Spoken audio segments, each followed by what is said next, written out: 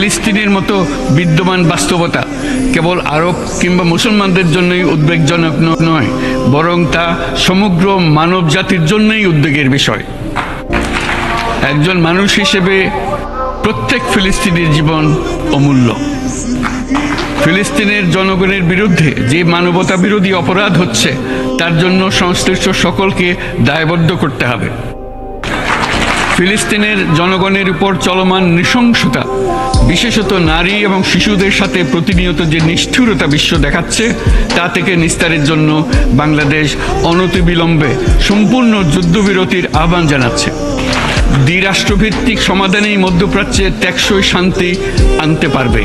তাই জাতিসংঘ সহ আন্তর্জাতিক সম্প্রদায়ের সকলকে এর বাস্তবায়নের জন্য এখনই উদ্যোগ নিতে আহ্বান জানাচ্ছি। গত 2.5 বছর ধরে ইউক্রেনে চলমান যুদ্ধে বহু মানুষ প্রাণ হারিয়েছে। এই যুদ্ধের প্রভাব সর্বব্যাপী, এমনকি বাংলাদেশের অর্থনীতিতেও এর নেতিবাচক প্রভাব আমরা অনুভব করছি।